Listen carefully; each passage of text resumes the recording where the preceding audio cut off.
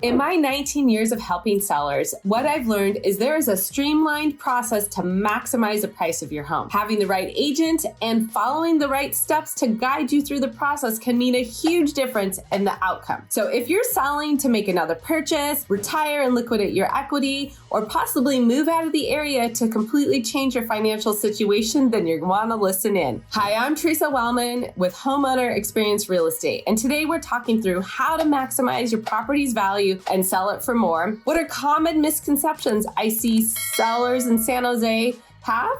And what are questions a seller should ask their agent, and more. So how do you sell your property for more than it's worth? Well, the short answer is you do all the prep correctly to increase those intangible factors to drive buyer interest and have increased demand for your property. Ultimately, to get the highest price, you need to capture the emotions of the buyer and drive a competitive market. Now, you may say, is that even possible when the market's a little bit slower and interest rates are so high? I will tell you, yes, we see it all the time on properties that go through the entire process correctly. They get an increased interest in their micro neighborhood. So it is possible here in the San Jose market to do that no matter the ebbs and flow of the market, because homes here are older and not many homes really showcase and show off the same. The ultimate result is to get those competing buyers to maximize the value of your home. But I will tell you, after helping over 200 sellers, there is some inconvenience and some difficulty to this process, and not all sellers are willing to do it, which is completely fine. It's just a trade-off that you need to make, understanding whether you want to maximize your price or maximize your convenience, I guess. Especially if you plan to live in the home, it can be a daunting process. It can be very inconvenient. Unless you're willing to spread it out over a longer time and don't need to move quickly, there are things we can do to minimize that inconvenience. I'm committed to my clients to helping them experience less stress and to know exactly what to do step by step.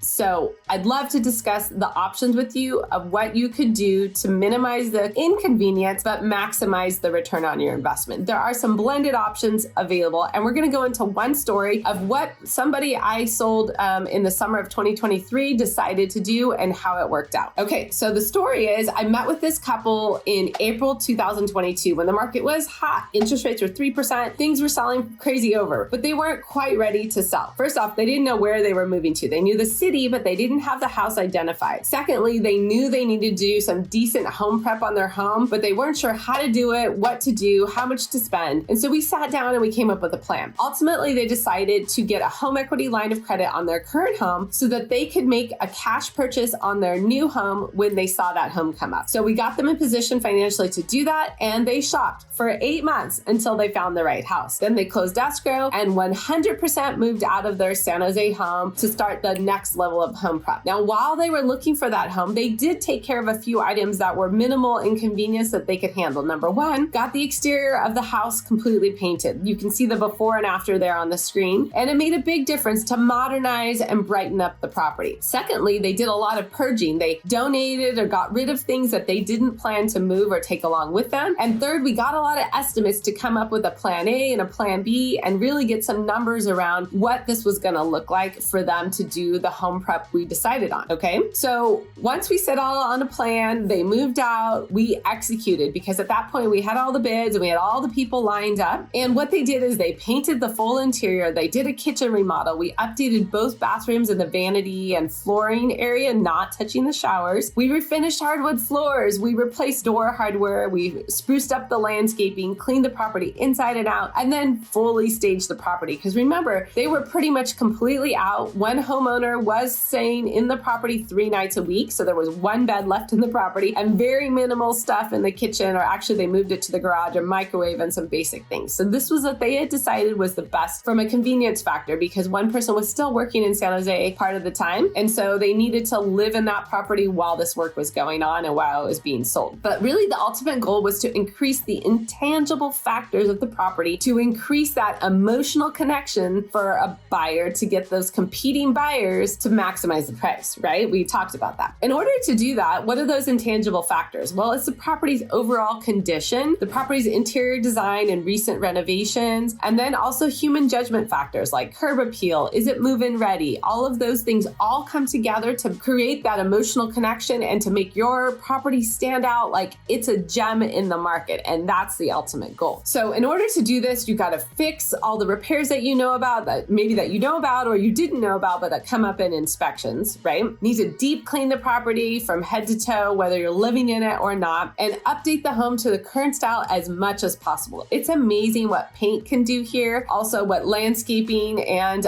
flooring can really do to a property to take it up a whole notch in this area to get it to the current style. Got a video on that on the 8 improvements to increase value with more specifics. So I won't get into that too much right now, but ultimately the goal is you need to be mindful of your budget so that every dollar put in nets you at least $2 out, right? So you want to get that return on investment. Otherwise, why would you be going through all this inconvenience, right? It's ultimately to get the best price. And you need the high-end marketing to show off the property to entice those buyers to come visit. And you need a list price to attract as many buyers as possible to make a visit and make an offer on the property. So the results that we saw with the property of the story that I shared were quite phenomenal. Ultimately, the seller inputted about $58,000 worth of updates. And the original list price without the updates, we had talked about $1.7 million. With the updates, we increased the list price to $1.8 million. So right there, already a huge return on their investment, right? Just with those changes that we did. But what was really great is that we did get that multiple offer bidding scenario, and we went from 1.9 to 2.8 million. And now this was the summer of 2023 when the market was not as crazy as it was in 2022. So it still does happen and we still got great money, and the sellers ended up with over a 3.2% return on their investment from the list price and to the sales price. So pretty phenomenal results. Now, would you do that? Would you go through the inconvenience to get that kind of result? Well, let's talk about it. Now, the most common misconceptions or myths that I see with sellers is that list price doesn't matter. Well, I will tell you right now, it does, because we need to attract buyers in to see your property, make your property look like a really good deal for the value so that buyers are excited to come see and to bid on that property, right? If you price the property at market value, you just don't get the same interest and same enthusiasm from buyers, and you lose that extra momentum to get the multiple competing offers. So we should definitely talk about what the right list price is, whether you do updates or not, because it is critical in the results that you get. I've seen it over and over in the over 200 homes that I've sold where this proves to be true. And then the other misconception I see is no matter what the presentation or style of home, this home will sell. Well, that's not a total misconception, because it is true in a lower inventory market, anything will sell. The question is for what price and how long will it take? So ultimately, if you want to get the most return and the most money for your property, you want to attract the most people in, and that presentation and the style of the home is really critical to maximize that dollar. Think of it from a buyer's perspective. If they're going to buy a house that's move-in ready, that they don't have to do anything to, they're willing to pay a premium for that property because they don't have to go through the inconvenience and they don't have to find the contractors and wait on the time to get all of those items addressed. So that's your ultimate goal as a seller. If you want to maximize the dollar, is to take that inconvenience on yourself away from the buyer to get that maximum out for you.